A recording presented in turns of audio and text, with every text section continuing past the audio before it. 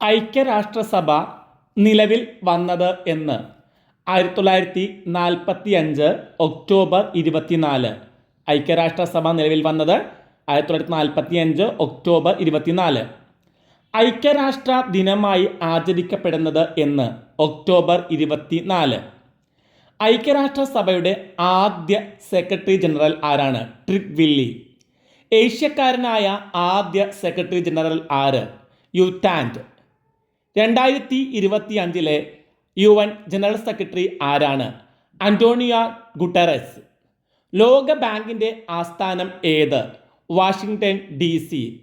WTOയുടെ ആസ്ഥാനം എവിടെയാണ്? ജനീവ.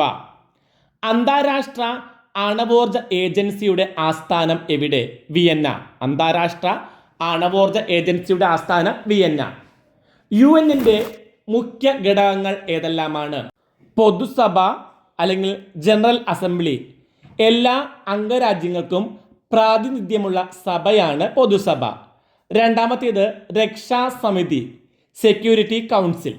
ആകെ 15 അംഗങ്ങൾ, 5 സ്ഥിരാംഗങ്ങളും 10 താൽക്കാലിക അംഗങ്ങളും. Britain, USA, France, Russia, China എന്നിവയാണ് സ്ഥിരാംഗങ്ങൾ. ആരെല്ലാമാണ്? Britain, USA, France, Russia, China എന്നിവ.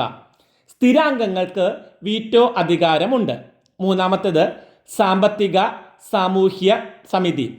സാമ്പത്തിക സാമൂഹ്യ കാര്യങ്ങളെ ഏകോപിപ്പിക്കുന്ന സമിതിയാണിത്. 4 ട്രസ്റ്റിഷിപ്പ് കൗൺസിൽ. ട്രസ്റ്റ് പ്രദേശങ്ങളുടെ മേൽനോട്ടവും ഭരണവും നടത്തുന്നു. അഞ്ചാമത്തേത് അന്താരാഷ്ട്ര നീതിന്യായ കോടതി. 15 ജഡ്ജിമാരടങ്ങുന്ന കോടതിയാണിത്. ആറാമത്തേത് സെക്രട്ടേറിയറ്റ്. UN-ന്റെ ഭരണപരമായ ജോലികൾ നിർവഹിക്കുന്നു.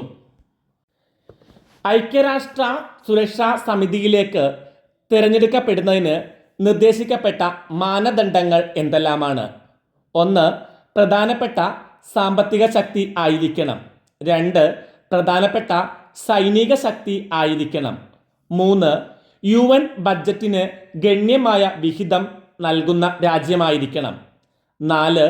ജനാധിപത്യത്തിനും മനുഷ്യാവകാശത്തിനും ഊന്നൽ നൽകുന്ന രാജ്യമായിരിക്കണം. 5. ജനസംഖ്യാപരമായി വലിയ രാജ്യമായിരിക്കണം. 6. ഭൂമിശാസ്ത്രപരമായും സാമ്പത്തികമായും സാംസ്കാരികമായുമുള്ള വൈവിധ്യത്തെ പ്രതിനിധാനം ചെയ്യുന്ന രാജ്യമായിരിക്കണം. അങ്ങനെ 6 കാര്യങ്ങളാണ് പറയുന്നത്.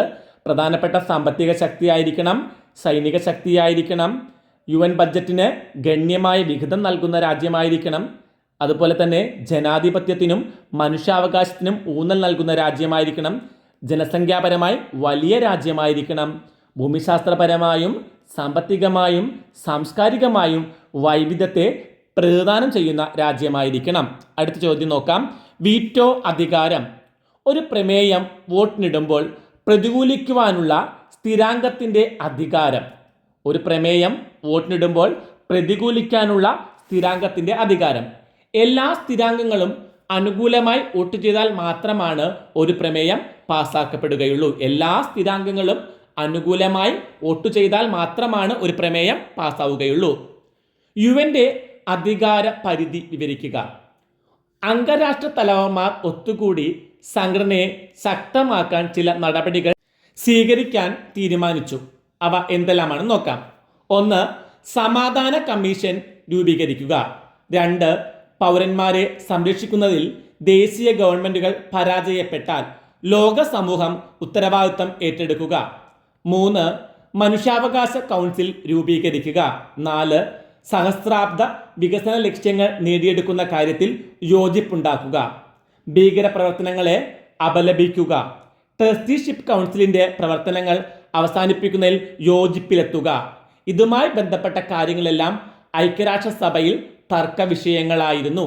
ഇന്ത്യയും UN പരിഷ്കരണവും വിവരിക്കുക. UN പരിഷ്കരിക്കുന്നതിൽ അതീവ താല്പര്യമുള്ള രാജ്യമാണ് ഇന്ത്യ. രക്ഷാസമിതിയുടെ ഘടനാമാറ്റത്തിനാണ് ഇന്ത്യ പ്രാധാന്യം കൊടുക്കുന്നത്. രക്ഷാസമിതിയുടെ ഘടനാമാറ്റത്തിന്.